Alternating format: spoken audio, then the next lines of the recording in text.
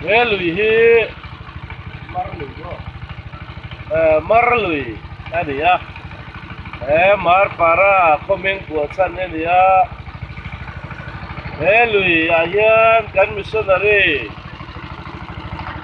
kusang suara kan lùi à longa an accident avangin mual min lo liam sana với na mual min lo liam sana lùi ngay mấy mar para lùi à an accident na thà về là cái hành xua anh lung lên thạc đấy mấy mar lùi pusang xua là thế mual min lo liam sana mun atang hian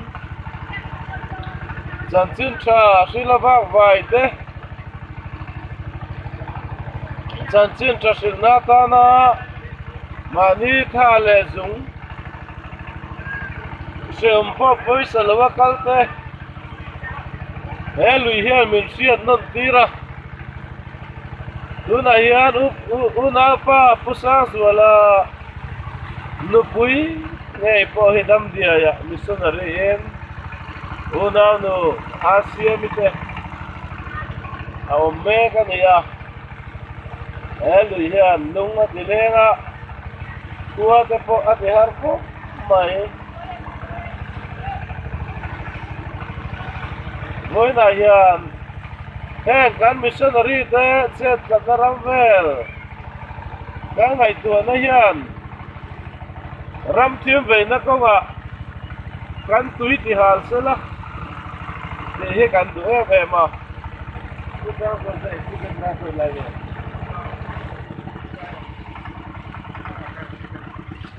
lại phải mà rồi nó cái nòng vel nó tắc kia phút sáng rồi là cái accident nó muốn anh ấy lại về tắc mày hi chuan khi lại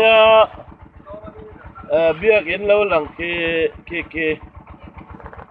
kan biak in ni ina pia cheme ke kan missionary quarter ani heng level hian ram thim rong bol na ko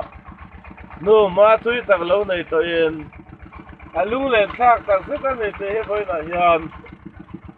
kan puang ve du ani chuan hei helai hian longkai rem chang de ve lo oma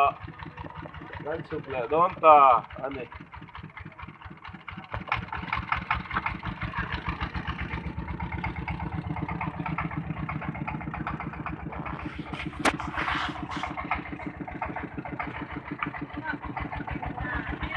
kan missionary te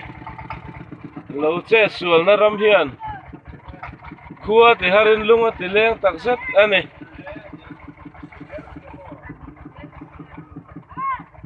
thì khá với nãy hiền kan soi về đủ thì chuan helai lồng cài ya hiền kan peng le don helai kan so na tu ran ya ke kan biak in kha alo ni tamai ni tu te mu ve tan ka i te ma wangin kan ron la ni